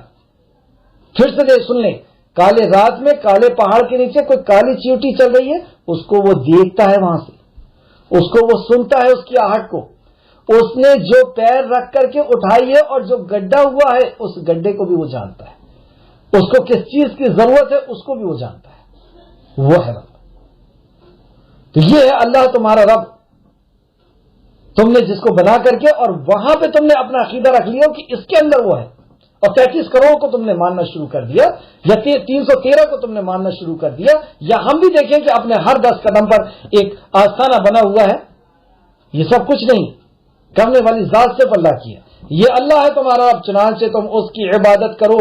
یہ اللہ کا آرڈر ہے, قرآن میں اللہ کہہ رہا اس کی عبادت کرو تم. پھر کیا تم نصیحت نہیں پکڑو گے؟ کیا تم نصیحت نہیں پکڑتے؟ 3 نمبر آیت کو ترجمہ پھر سے سماعت فرمائیں. بے شک تمہارا رب اللہ ہے جس نے آسمان اور زمین کو 6 دن میں بنایا, پیدا کیا, پھر وہ عرش پر مستوی ہوا. وہی ہر کام کی تدبیر کرتا ہے. تو اللہ رب العزت کہاں ہے؟ اللہ عرش پر ہے. اور وہ تدبیر کیسے کر, عرش پہ ہونے کی میں نے آپ کو 4 دلیلیں لکھایا. سورہ اعراف آیت نمبر 54, سورہ یونس آیت نمبر 3, سورہ طٰہٰ آیت نمبر 5 اور سورہ فرقان آیت نمبر 59. اسی طریقے سے اللہ کی تدبیر کہ اللہ رب العزت اپنے علم کے اعتبار سے کیسے ہے ہمارے ساتھ, کیسی ہماری بات سنتا ہے, دیکھتا ہے, جانتا ہے, اس کے تعلق سے بھی میں نے آپ کو 3-4 آیتیں لکھایا. اور کوئی سفارش نہیں کر سکتا بغیر اس کی اجازت کی. مطلب اس راستے سے بھی کوئی عبادت اللہ کے علاوہ کسی اور کی نہیں کر سکتا, دعا نہیں کر سکتا. کیونکہ اگر ہم اس کو سفارشی سمجھ رہے ہیں اور ان سے کہہ رہے ہیں کہ ہمیں اولاد نہیں ہو رہی, اللہ رب العزت سے آپ اولاد ہمارے لیے مانگ دیجئے, تو ہم دعا کس سے کر رہے ہیں؟ یہی تو عبادت ہے اور یہی تو شرک ہے. یہ اللہ تمہارا رب ہے, چنانچہ تم اس کی عبادت کرو. پھر کیا تم نصیحت نہیں پکڑتے؟ آیت نمبر 4. تم سب کو اسی کی طرف لوٹ کر جانا ہے. اب اس کے بعد اگر تم عبادت نہیں کرو گے, اس کو جان لینے کے بعد, اس اللہ کی مخلوق کو دیکھ لینے کے بعد, زمین آسمان سورج چاند کو اور انسان اور جانوروں کو بنتا ہوا دیکھ لینے کے بعد تم اگر اس کی عبادت نہیں کرو گے اور جانوروں کی عبادت کرو گے, پتھروں کی عبادت کرو گے, مردوں کی عبادت کرو گے, انسانوں کی عبادت کرو گے, تو خبردار ہو جاؤ, تم سب کو اس کے طرف لوٹ کر جانا ہے. اور کفار مکہ کو اس بات پر بھی اعتراض ہوا کہ جب ہم مر جائیں گے, ہماری ہڈیاں سڑ جائیں گی, گل جائیں گی, ہم ڈسٹ بن جائیں گے, پھر ہم کیسے پیدا ہوں گے؟ یہ واپسی ہمارے سمجھ کے دور کی بات ہے. ایسا وہ کہتے تھے کہ ہم مرنے کے بعد کیسے زندہ ہوں گے. تو اللہ رب العزت نے اس عقیدے کو صحیح کیا. اللہ اکبر. کس طریقے سے بتاتا اللہ کا وعدہ سچا ہے. یہ وعدہ کر رہا ہے تمہارا خالق جس نے تم کو پیدا کیا جب تم کوئی چیز نہ تھے, وہ تم سے وعدہ کر رہا ہے کہ سچا ہے. بے شک وہی مخلوق کو پہلی بار پیدا کرتا ہے, اسی نے تو تم کو پہلی بار پیدا کیا, بغیر ماڈل بغیر سیمپل کے. کیونکہ جو چیز پہلی بار پیدا ہوتی ہے وہ بغیر ماڈل بغیر سیمپل کے پیدا ہوتی ہے. یہ پوری دنیا کو اللہ رب العزت نے بغیر, اور ایک ایک مخلوق کو بغیر ماڈل بغیر سیمپل کے بنا دیا. اللہ اکبر. سمجھ رہے ہیں آپ کیا چیز ہے؟ اور اس کے اندر کوئی نقص نہیں. اللہ رب العزت نے چیلنج کیا کہ میری بنائی ہوئی چیز میں تم کوئی نقص نکال کر کے دکھاؤ, آسمان پہ کوئی تم نقص نکال کر کے دکھاؤ. تمہاری نگاہ تھکی ہوئی تمہاری طرف لوٹ آئے گی, لیکن تم کوئی نقص نہیں نکال سکتے آسمان پر. اتنی بڑی مخلوق کے اوپر نقص نکال لو. پر ہم خود دیکھیں کہ اللہ رب العزت کی بنائی ہوئی چیز کیا کوئی 2-4 سال کے بعد موڈیفائی ہو کر کے آتی ہے؟ کوئی نیا ورژن بن کے آ گیا. پہلے گائے کچھ اور تھی اور پھر وہ موڈیفائی ہو گئی کہ نہیں یہ غلطی ہو گئی تھی, اس میں یہ اس طریقے سے سدھار ہو گیا, جیسے ہمارے سائنسداں کرتے ہیں کہ نہیں اس سے اچھا فیچر یہ ہے, اس سے اچھا یہ ہے. اللہ رب العزت ایسا کمپلیٹ علم والا کہ ایک بار اس نے بنا دیا, بس فائنل. اب کب کرو ریسرچ؟ اور نکالو اس کے اندر کمی. ہم خود اپنے جسم کے اندر دیکھ رہے ہیں کس قدر ریسرچ چل رہی ہے، کس قدر ریسرچ چل رہی ہے، لیکن کیا کوئی ایک بھی غلطی نکال پایا سائنسداں کہ یہ نس زبردستی ڈلی ہوئی ہے، یہ فلاں پارٹ جو ہے جسم کے اندر یہ زبردستی ہے، اس کی کوئی ضرورت نہیں، اس کی کوئی وجود نہیں. تو وہ اللہ ہے جس نے پہلی بار بغیر ماڈل بغیر سیمپل کے بنا کے دکھا دیا نا، وہ پھر سے بنانے کی بات کر رہا ہے. تو اللہ نے کہا پھر وہی اسے لوٹائے گا، جس نے پہلی بار بنایا وہی اس کو لوٹا دے گا. جیسے آج لکھانی کمپنی کا مالک یہ کہے کہ میں نے اس مہینے میں 100 جوڑ جوتے بنایا، اگلے مہینے میں 100 جوڑ جوتے بنانے والا ہوں، یہ دیکھ لو میں نے جوتے بنایا، اور لوگ یہ کہیں کہ نہیں تو بنا ہی نہیں سکتا. یہ ایسی بیوقوفی والی بات ہے. اللہ رب العزت نے ایک بار بنا کر کے دکھا دیا، اب وہ کہہ رہا ہے میں پھر سے تم کو بناؤں گا. اور پہلی بار تو اس نے ویسے ہی بنایا تھا، اب تو اس کا ہمارے پاس پورا ڈیٹا ہے، اب ہمارا ساؤنڈ ہے، ہماری ساری نقل و حرکت ہے اس کے پاس، سب ریکارڈ کر لیا اس نے. اب بنانا تو اور آسان. لیکن اللہ کہتا ہے جس طریقے سے ایک انسان کا بنانا آسان ہے ویسے سارے انسانوں کو بنانا آسان ہے میرے لیے، کوئی مشکل نہیں. اللہ کے اس کے ذات تو یہ ہے کہ وہ کہہ دے اور ہو جائے، یہ طاقت والا ہے وہ رب. ایک ایک ذرہ اس کا غلام ہے، اس کا محتاج ہے. تو وہ اللہ کہتا ہے کہ وہ تمہیں پھر سے پیدا کرے گا. اس کے پہلے کیا عقیدہ دیا گیا آیت نمبر 1 2 3 کے اندر؟ قرآن اللہ کا کلام ہے، حکمت والا ہے، نبی مکرم رسول اور نبی ہے، اس کا بھی انکار کیا انہوں نے. اور توحید اللہ کی معرفت کرائی گئی، اللہ رب العزت کی ربوبیت کو بتایا گیا.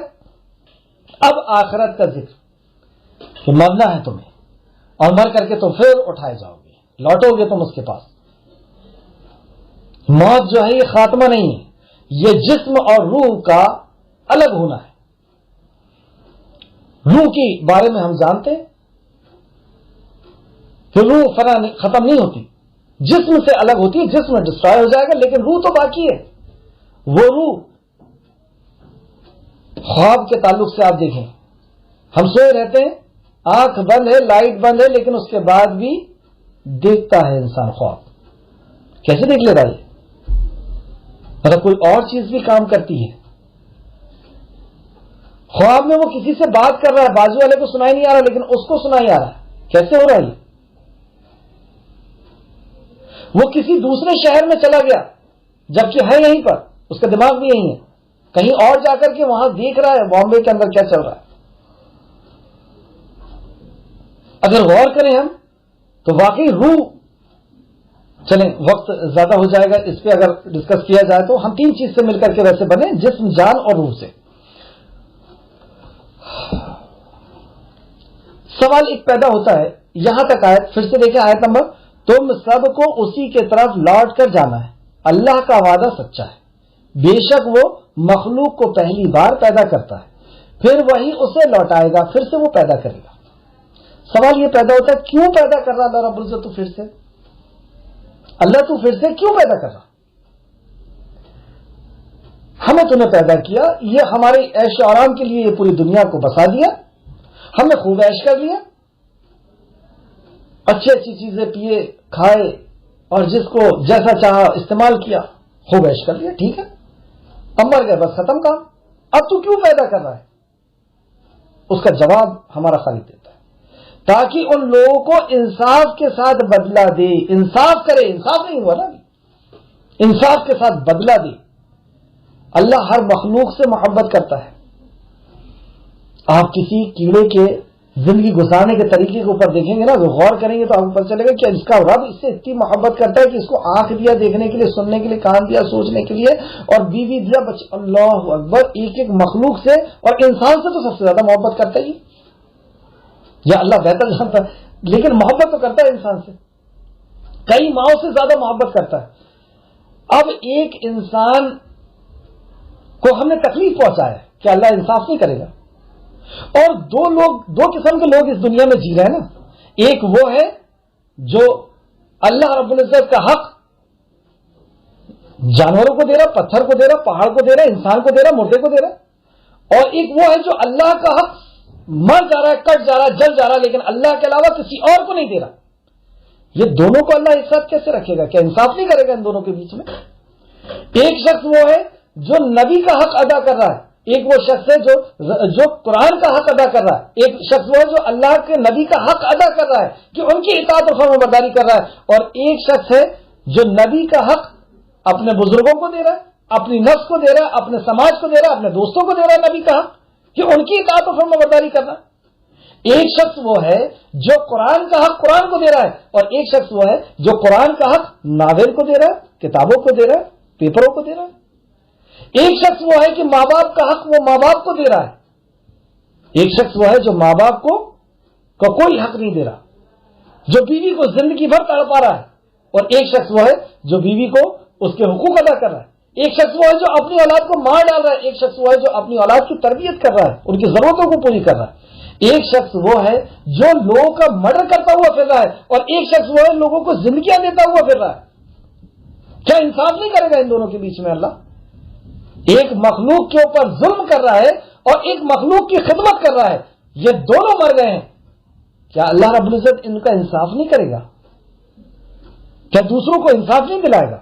اس لیے اللہ فرماتا ہے کہ میں تمہیں پیدا کروں گا۔ کیا سمجھو تم ظلم کرو گے اور چھوٹ جاؤ گے، تم ظلم کرو گے اور تمہیں چھوڑ دیا جائے گا۔ اللہ اکبر۔ تاکہ ان لوگوں کو انصاف کے ساتھ بدلہ دیا جائے جو ایمان لائے اور جنہوں نے نیک عمل کیے، پھر اس کے بعد انہوں نے نیک عمل بھی کیے، اور جن لوگوں نے کفر کیا ان کے لیے تینوں کو کھولتا ہوا پانی اور دردناک عذاب ہوگا ان کے لیے جو وہ کفر کیا کرتے تھے۔ آگے دونوں بات کہ اللہ تمہیں پیدا کرے گا، انصاف کرے گا، جو لوگ ایمان لائیں گے اور نیک عمل کریں گے، اور جن لوگوں نے کفر کیا، انکار کیا، ان کو کھولتا ہوا پانی دیا جائے گا اور دردناک عذاب ہوگا، اس لیے کہ وہ کفر کرتے تھے، اللہ رب العزت کی نافرمانی کرتے تھے۔ اس تعلق سے اللہ رب العزت نے فرمایا سورہ صاد، سورہ نمبر 38 آیت نمبر 57-58 کے اندر، سورہ صاد، یہ کھولتا ہوا پانی اور پیپ ہے، اب اس کی مزہ چکھو، اور اس طرح کی اور بہت سے عذاب ہوں گی۔ یہ کھولتا ہوا پانی اور پیپ اور خون، اس کا مزہ چکھو۔ اللہ رب العزت نے کچھ کیڑے مکوڑے ایسے پیدا کر کے دکھا دیا جو اسی کو کھاتے ہیں، خون اور پیپ کو۔ اللہ رب العزت کھلانے پر قادر ہے، کچھ بھی کر سکتا ہے، اللہ کے لیے کوئی چیز ناممکن نہیں، کوئی چیز مشکل نہیں۔ اللہ ہم سب کو محفوظ رکھے ایسے عذاب سے۔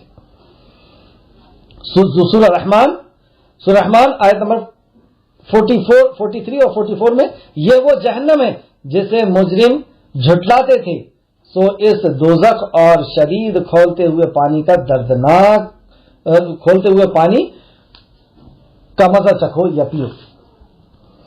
آیت نمبر 5، وہی اللہ ہے جس نے سورج کو نہایت روشن بنایا اور چاند کو نور اور اس کی منزلیں مقرر کی۔ اب اللہ رب العزت اپنا شمسی نظام کی طرف ہماری توجہ کر رہا ہے کہ دیکھو اسپیس کو، دیکھو کائنات کو کہ کیسے میں نے اس کو بنایا، اور دیکھیں آپ فلکیات کے نظام کو، اسپیس کے نظام کو اگر دیکھیں کہ ملکی وے کیسی بنی ہے اور دوسرے گیلیکسیاں کیسے بنی ہیں، اور گیلیکسیاں ایک دوسرے میں گھس کر کے کیسے نکل جا رہی ہیں، کیسا ان کا گریوٹی کا پاور ہے، کیسا، اللہ اکبر۔ تو وہ اللہ فرماتا ہے، اور وہی اللہ ہے جس نے سورج کو نہایت روشن بنایا، ضیاء یعنی روشن بنایا، اس کی خود کی روشنی کو کہا جاتا ہے، اور چاند کو نور بنایا، چاند کے لیے، جبکہ دونوں روشنی ہے لیکن دونوں روشنی کے لیے الگ الگ لفظ استعمال کیے جا رہے ہیں، کیونکہ دونوں روشنی الگ الگ ہے، ایک کی خود کی روشنی ہے، خود کی آگ ہے، اور ایک کی دوسرے کی آگ کو جو وہ ریفلیکٹ کر رہا ہے، اور اس کی منزلیں مقرر کی، اور سورج اور چاند ان کی منزلیں اللہ رب العزت نے مقرر کی، یعنی ان کے گھومنے کا انداز اور ان کے گھومنے کا دائرہ کار کو جو ہے اللہ رب العزت نے طے کیا، تاکہ تم سالوں کی گنتی اور حساب معلوم کر سکو۔ یہ سب کچھ اللہ حق کے ساتھ پیدا کرتا ہے، یہ اللہ رب العزت نے زبردستی پیدا نہیں کیا، حق کے ساتھ پیدا کیا۔ دنیا کی جتنی بھی چیزیں ہیں وہ اللہ رب العزت نے بے فائدہ بے فضول نہیں پیدا کیا۔ تو اللہ رب العزت نے یہاں پہ شمسی نظام کے تعلق سے فرمایا، اور وہ اپنی آیتیں تفصیل سے ان لوگوں کے لیے بیان کرتا، مطلب ایکسپلین کرتا ہے، اپنی آیتوں کو تفصیل سے بیان کرتا ان لوگوں کے لیے جو جانتے ہیں۔ تو ہمیں چاہیے کہ ہم اسپیس کو جانیں، कैसे ये सितारे चल रहे हैं, कैसे ये उड़ रहे हैं, कितनी स्पीड से उड़ रहे हैं, कैसे उड़ाया जा रहा है इसको, ये अपने आप नहीं चल सकते, अपने आप नहीं बन सकते। इस ताल्लुक से सूरह यासीन आयत नंबर 39 और 40 के अंदर भी अल्लाह रब्बुल इज्जत फरमाता है, सूरह यासीन को आप देखें, और चांद भी हमने मंजिलें मुकर्रर कर दी यहां तक कि वो खजूर की पुरानी शाखों की तरह हो जाता है, मतलब बिल्कुल बारीक हो जाता है। ना तो सूरज ही से हो सकता है कि चांद को जा पकड़े, और ना रात ही दिन से पहले आ सकती है। 1450 साल पहले ये बता दिया कि ऐसा हो नहीं सकता कि रात दिन से पहले आ जाए, सूरज चांद के करीब हो जाए, ये करीब नहीं हो सकता। सब अपने अपने मदार में तैर रहे हैं, सब अपने अपने ऑर्बिट में, सब अपने अपने दायरे में, सब अपने अपने घेरे में तैर रहे हैं। साइंस ने पहले ये कहा कि सूरज स्थिर है, जमीन इसके आसपास घूम रही, फिर कहा जमीन स्थिर है, सूरज इसके आसपास घूम रहा है। अल्लाह रब्बुल इज्जत ने 1450 साल पहले बता दिया कि मैंने बनाया और मैंने इनको एक दायरे में घुमा रहा हूं। अल्लाह अकबर। सूरह अनाम आयत नंबर 96 के अंदर अल्लाह फरमाता है, और सूरज और चांद को हिसाब बनाया कि इसके जरिए से आप महीनों और दिन की गिनतियां लगाते हो। बेशक रात और दिन की बदल बदल कर आने जाने में और जो कुछ अल्लाह ने आसमान और जमीन में पैदा किया है, इसमें अलबत्ता निशानियां हैं उन लोगों के लिए जो डरते हैं, जो तकवा इख्तियार करते हैं, जो अल्लाह की मार्फत करते हैं, अल्लाह को जानते हैं, उनके लिए इसमें निशानियां हैं। मतलब वो एक एक चीज पर रुक करके उसकी निशानियों को देखते हैं, उस पर गौर फिक्र करते हैं, उस पर तदब्बुर करते हैं, फिर वो आगे बढ़ते हैं। इस ताल्लुक से आप देखें सूरह यूसुफ आयत नंबर 105, सूरह यूसुफ और सूरह यूनुस आयत नंबर 101। सूरह यूसुफ में अल्लाह फरमाता है, और आसमान और जमीन में कितने ज्यादा निशानियां हैं जिन पर से वो गुजरते हैं, हालांकि वो उनसे बेध्यान होते हुए। मतलब हम अगर किसी भी मखलूक को देखें, एक छोटे से कीड़े, एक छोटे से पत्ती, एक छोटे से फल को देखें, तो उसको देख करके हम ये कहने पर मजबूर हो जाएंगे कि अपने आप नहीं बन सकता, लेकिन ये दुनिया वाले उसको देख करके और उससे टाल जाते हैं, उसको नजरअंदाज करके निकल जाते हैं। लेकिन जो अल्लाह के मुती और फरमाबरदार और जो मुत्तकी बंदे हैं, वो रुक करके उस पर गौर फिक्र करते हैं। तो हमें यहां से नुक्ता मिला कि हमें अल्लाह की मखलूक को देख करके उस पर गौर फिक्र करना चाहिए। आयत नंबर 101 सूरह यूनुस की,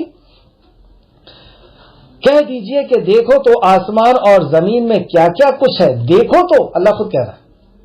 मगर जो लोग ईमान नहीं रखते, निशानियां और डराव उन्हें कुछ काम नहीं आता। तो अल्लाह की ये पूरी दुनिया में निशानियां फैली हुई है, जो ईमान नहीं रखते उनको कुछ काम नहीं आता। सूरह सबा आयत नंबर 9 के अंदर भी देखिएगा, सूरह आले इमरान आयत नंबर 190 के अंदर भी आप देखिएगा कि अल्लाह रब्बुल इज्जत ने इस ताल्लुक से क्या बयान फरमाया। आयत नंबर 7, बेशक वो लोग जो हमारी मुलाकात के उम्मीद नहीं रखते और वो दुनियावी जिंदगी पर राजी और उस पर। सूरह यूनुस आयत नंबर 7, बेशक वो लोग जो हमारी मुलाकात के उम्मीद नहीं रखते। अब उनका तस्करा, जो लोग उम्मीद नहीं रखते, मतलब अल्लाह रब्बुल इज्जत ने यहां पर फलकियात के बारे में बताया, आसमान के और स्पेस के ताल्लुक से भी बताया, और इसके पहले दूसरी मखलूकों के ताल्लुक से बताया, अपने अर्श पे होने के ताल्लुक से बताया। अब अल्लाह रब्बुल इज्जत जिंदा कैसे करता है, कैसे मारता है, कैसे जिंदा करता है, कैसे उसने पहली बार पैदा किया, दोबारा पैदा करने में कादिर है, ये सारी तफसील बता दिया। और जानने वालों के लिए भी एक गौर फिक्र करने के लिए उनको ये नुक्ता दे दिया कि तुम गौर फिक्र करो अल्लाह की मखलूक पर। आसमान के ऊपर जो चीजें उड़ रही हैं, जो सितारे और जो बनाई हुई अल्लाह की चीजें उड़ रही है, उनके बारे में तुम गौर फिक्र करो। अल्लाह की बनाई हुई चीज पर, अल्लाह की मखलूक पर गौर फिक्र करो। लेकिन उसके बाद भी वो लोग जो हमारी मुलाकात की उम्मीद नहीं रखते, मतलब वो ये समझते हैं कि वो बेफायदा पैदा किए गए थे, पैदा हो गए, मर गए, खत्म हो जाएगी कहानी, जो ऐसा सोचते हैं। तो हमारी क्या सोच है, मेरी और आपकी क्या सोच है? तो हमारी ये सोच है कि हम मर करके अपने रब से मुलाकात करने वाले। लेकिन ये कैसे पता चले कि हमारी यही सोच है? कैसे हमें पता चले कि हमारे अंदर ये ईमान है, ये यकीन है कि हमें मरने के बाद जिंदा होना है? कैसे पता चलेगा? इस आयत के अंदर एक नुक्ता है, एक पॉइंट है जहां से हम इस बात को समझ सकते हैं। अल्लाह ने फरमाया, बेशक वो लोग जो हमारी मुलाकात की उम्मीद नहीं रखते, वो दुनियावी जिंदगी पर राजी हैं और उस पर मुतमईन हैं। दुनियावी जिंदगी पर राजी हैं और उस पर मुतमईन हैं। तो इसका उल्टा कर लें, کہ جو اللہ کی زندگی، اللہ مرنے کے بعد کی زندگی پر یقین رکھتے ہیں، اللہ کی ملاقات پر یقین رکھتے ہیں، وہ دنیا کی زندگی پہ راضی نہیں ہوتے اور وہ دنیا کی زندگی میں مطمئن نہیں ہوتے. وہ دنیا کو اس طریقے سے جیتے ہیں جس طریقے سے اس کو جینے کا حق ہے، اتنا ہی ویٹ دیتے ہیں جتنا اس کو ویٹ دینا چاہیے. اس کی حقیقت کو وہ جانتے ہیں. اور جو یقین نہیں رکھتے وہ دنیا کے لیے ہی جیتے ہیں. دنیا حاصل کرنا ہی ان کا مقصد ہے. دنیا کو پا لینا، اور دنیا کو پانے کے لیے اگر کوئی رکاوٹ نہ آئے تو وہ دنیا کو پانے کے لیے ہر ممکن کوشش کرتے ہیں. رات کے اندھیرے میں کہیں اگر پیسے پڑے ہوں اور کوئی نہیں دیکھ رہا تو فوراً اٹھا لیں گے. کوئی کرائم، کوئی گناہ ان کو گناہ ہی نہیں لگتا. کسی کا دل دکھا کر کے وہ پیسہ کما رہے ہیں، انہیں کوئی لینا دینا نہیں.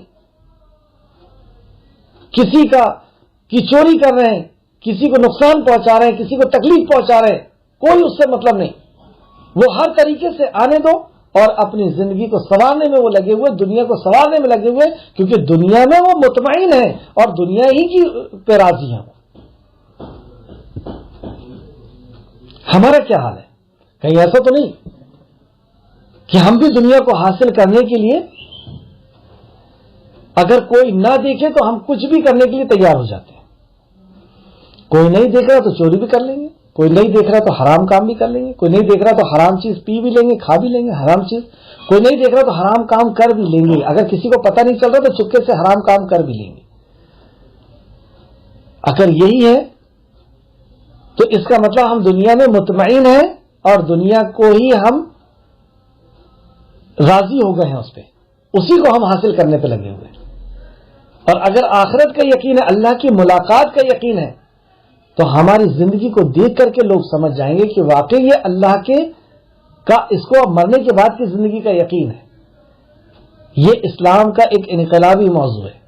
مرنے کے بعد کی زندگی کا جس دل کو یقین ہو جائے اس کو کسی نصیحت اور وصیت کی ضرورت نہیں. پھر سے دیکھیں، بے شک وہ لوگ جو ہماری ملاقات کی امید نہیں رکھتے وہ دنیاوی زندگی پر راضی اور اس پر مطمئن ہیں، اور وہ لوگ جو ہماری نشانیوں سے غافل ہیں، اور وہ لوگ اللہ کی نشانیوں سے بھی غافل ہوتے ہیں، اللہ کی آیتوں سے غافل ہوتے ہیں. آیت سے مراد قرآن کی آیت بھی اور نشانیاں بھی ہیں. تو اللہ کی بڑی بڑی نشانیاں دیکھ رہے ہیں، زندگی اور موت کو دیکھ رہے ہیں، پیدا ہونے کو دیکھ رہے ہیں، کچھ نہیں تھے اور اس سے وجود میں آنے کو دیکھ رہے ہیں، دن اور رات کو دیکھ رہے ہیں، کان آنکھ دل ہر نعمتوں کو اللہ رب العزت کی دیکھ رہے ہیں، نشانیوں کو دیکھ رہے ہیں.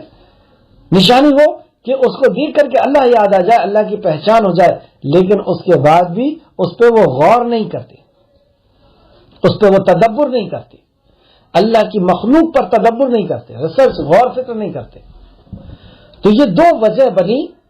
اگر ہم اس میں دیکھیں کہ جہنم میں، اچھا جب ایسا کیے تو پھر اس کا نتیجہ کیا ملا؟ آیت نمبر 8 اس کا نتیجہ ہوا وہی ہے جن کا ٹھکانہ دوزخ ہے، ان کے عمل کی وجہ سے جو وہ کماتے تھے، جو دنیا میں انہوں نے کمایا تھا اس کی وجہ سے ان کا ٹھکانہ جہنم. تو جہنم میں جانے کی وجہ کیا عقیدہ بنا اور کون سا عمل بنا؟ عقیدہ یہ کہ مرنے کے بعد کی زندگی پر ان کو عقیدہ نہیں تھا، ایمان نہیں تھا، یقین نہیں تھا. یہ وجہ بنی عقیدے کے مطابق. اور عمل انہوں نے دنیا کی زندگی کو ہی سب کچھ سمجھ لیا تھا اور اس پہ مطمئن تھے اور اس کو ہی حاصل کرنے میں وہ لوگ لگے ہوئے تھے، اور اللہ کی نشانیوں کا انہوں نے غور فکر نہیں کیا، اللہ کی نشانیوں پر انہوں نے تدبر نہیں کیا، اللہ کے کلام پر انہوں نے، اللہ کی آیتوں، کیونکہ عربی میں اگر آپ دیکھیں گے تو آیت کا لفظ ہے، تو آیت اللہ کی نشانیوں کے لیے بھی بولا جاتا ہے، اللہ رب العزت کی قدرت، اللہ رب العزت کی آیت کی طرف بھی بولا جاتا ہے. آیت نمبر 9، بے شک جو لوگ ایمان لائے، اب یہ دوسرے لوگ ہیں جو ایمان لائے اور انہوں نے نیک عمل کیے، ان کا رب ان کے ایمان کی وجہ سے انہیں جنت کے باغات میں کی راہ دکھائے گا. تو جنت میں جانے کی سبب کیا چیز بنی؟ ایمان. ان کا عقیدہ کیا تھا؟ ایمان تھا. ان کے عقیدے میں، عقیدہ ہی ایمان ہوتا ہے، تو ان کا ایمان تھا اللہ کی ذات پر، اللہ کی بات پر، اللہ رب العزت نے جو کچھ بیان فرمایا اس پر ان کا ایمان تھا، یقین تھا، آستھا تھی کہ سچ ہے جو کچھ اللہ نے فرمایا. اور دوسرا ایمان جو ہوتا ہے وہ عمل کو لے کر کے آتا ہے. انہوں نے نیک عمل بھی کیے, صرف ایمان نہیں کہ منہ سے کہہ دیے کہ ہم ایمان والے ہیں. جو ایمان والا ہوتا ہے وہ نیک عمل بھی کرتا ہے. نیک عمل کس کو کہتے ہیں؟ نیک عمل وہ جو ایمان کی موجودگی میں اخلاص کے ساتھ اور نبی کے طریقے کے ساتھ کیا جائے, وہ نیک عمل ہوتا ہے. مطلب ایمان بھی تھا اور اخلاص بھی ہے اور نبی کا طریقہ بھی ہے, تو یہ عمل انہوں نے کیا. تو عقیدہ ان کا صحیح تھا اور نیک عمل بھی تھا, مطلب نبی کے طریقے پر انہوں نے عمل کیا. ان کا رب ان کے ایمان کی وجہ سے انہیں جنت کے باغات کا راہ دکھائے گا, پھر جنت کا ان کو راستہ دکھا دیا جائے گا, جن کے نیچے نہریں بہتی ہوں گی. وہ جنت کیسی ہوگی؟ اللہ اکبر, جن کے نیچے نہریں بہتی ہوگی اور نعمتوں کے باغات ہوں گی, نعمتیں ہی نعمت اور ان کے باغات وہاں پر ہوں گے. اللہ رب العزت سے دعا ہے کہ اللہ رب العزت تو ہمیں ایسی جنت کا وارث بنا, ہمیں ایسا ایمان اور ایسا عمل دے کہ ہم بھی وہاں پر جائیں اور ہم جیسے یہاں پر مل کر کے تیرے کلام کو پڑھتے ہیں وہاں پر بھی اے اللہ ہم تجھ سے تیرے کلام کو سنیں. یہاں ہم آپس میں ایک دوسرے سے پڑھتے ہیں, سنتے ہیں, اچھے قاریوں کی سنتے ہیں. اے اللہ تو ہمارا وہ مقدر بنا دے کہ ہم وہاں پر بھی آپس میں ملیں اور اے اللہ ہم تجھ سے رحمان سے سورہ رحمان سنیں. اے اللہ ہمارا مقدر بنا دے. آیت نمبر 10. آمین یا رب العالمین. آیت نمبر 10. جس جنت میں ان کی پکار ہوگی. اب ہم جنت میں کیا کرنے والے؟ وہاں پر ان کی پکار ہوگی, وہاں پر ان کا اعلان ہوگا, وہاں پر ان کی حمد ہوگی. کیا ہوگی؟ سبحانک اللہم. اتنا اونچا کلمہ ہے یہ کہ جنتی آپس میں جنتی کا ورد اور جنتی کا کلام یا جنتی کی جو ہے حمد و ثنا ہوگی. سبحانک اللہم, اے اللہ تو پاک ہے, اے اللہ تو پاک ہے. جس نے دنیا میں اللہ رب العزت کو پاک سمجھا, پاک کہا, پاک عقیدہ رکھا, وہی وہاں پر بول سکتا ہے. اور جس نے دنیا میں اللہ رب العزت کے اوپر عیب لگایا, پاک ہے نا, تو ہر عیب سے پاک ہے. اور جو اللہ کے علاوہ کسی اور کے پاس جاتے ہیں, گویا کہ وہ یہ کہتے ہیں کہ اللہ نہیں سن رہا اس لیے ہم تمہارے پاس آئے, اللہ اولاد نہیں دے رہا اس لیے ہم تمہارے پاس ہیں. مطلب اللہ اولاد نہیں دے سکتا, اللہ نہیں سنتا, اللہ بگڑی نہیں بنا سکتا, اللہ بیمار سے اچھا نہیں کر سکتا, اللہ رزق نہیں دے سکتا, اس لیے اللہ کے دربار کو چھوڑ کے کسی اور کے دربار پہ جا رہے ہیں, یعنی اللہ کے اوپر عیب لگا رہے ہیں. تو جو دنیا میں عیب لگائے گا وہ اس کلمے کو کہنے کے حقدار نہیں ہوگا اور وہ جنت میں نہیں جا سکتا. تو جنت میں کون جائے گا؟ یہ اس کی دلیل میں بتا دوں آپ کو کہ قرآن میں اللہ نے فرمایا کہ مشرکوں پر جنت حرام کر دی گئی ہے, حرام نہیں جا سکتا. جس نے شرک کیا یعنی اللہ کے اوپر جس نے عیب لگایا, تو وہاں پر جنتی کہے گا سبحانک اللہم, اے اللہ تو پاک ہے. اور ان میں ان کا دعا ہوگی سلام, وہاں پر ان کی دعا ہوگی سلام, یعنی اللہ رب العزت بھی سلام کہے گا. اور اللہ کا سلام کہنا کیا ہے؟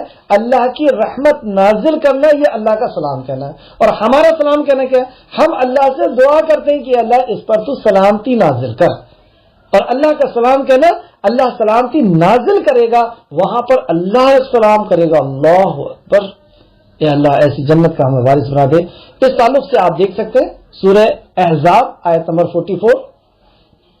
جس روز سورہ احزاب سورہ نمبر 33 آیت نمبر 44, جس روز وہ اس سے ملیں گے تو ان کا تحفہ, جس روز وہ اس سے ملیں گے, جو اس سے ملنے کی امید یقین رکھتے ہیں, یقین, ہم اللہ سے ملنے کا یقین رکھتے ہیں نا, تو جب اس سے وہ ملیں گے, آیت پھر سے دیکھیں, جس روز وہ اس سے ملیں گے تو ان کا تحفہ اللہ کی طرف سے کیا ہوگا؟ اللہ ان کو کیا تحفہ دے گا؟ جو اللہ سے ملنے کا یقین رکھتے تھے اللہ ان کو تحفہ دے گا کہ اللہ کہے گا سلام, سلام ہوگا. اللہ کا تحفہ سلام ہوگا, مطلب اللہ ان کو سلامتی نازل کرے گا, ان کے اوپر ان کو سلام کہے گا. اللہ کا سلام کہنا, اللہ کی سلامتی نازل کرنا, اس کو سمجھ لیں. دوسری جگہ آپ دیکھ سکتے ہیں سورہ واقعات سورہ نمبر 56 آیت نمبر 25-26 تک, وہاں نہ بیہودہ بات سنیں گے اور نہ گالی گلوچ, ہاں ان کا کلام سلام سلام ہوگا. وہاں پر کوئی بیہودہ بات, کوئی غیبت, کوئی چگلی, کوئی گالی گلوچ, کچھ نہیں. وہاں پہ ان کے آپس میں ایک دوسرے کا بات صرف سلام سلام ہوگا. اچھا, اور آگے کیا ہوگا؟ سورہ یاسین کے آیت نمبر 58 میں بھی اللہ فرماتا ہے 58, پروردگار مہربان کی طرف سے سلام کہا جائے گا. پروردگار مہربان کی طرف سے سلام کہا جائے گا، یعنی سلامتی نازل کی جائے گی. اور اسی طریقے سے سورہ رعد سورہ نمبر 13 آیت نمبر 23 اور 24 میں اللہ فرماتا ہے اور فرشتے، اللہ اکبر، اور فرشتے بہشت میں یعنی جنت میں ہر دروازوں سے ان کے پاس آئیں گے اور کہیں گے تم پر سلامتی ہو.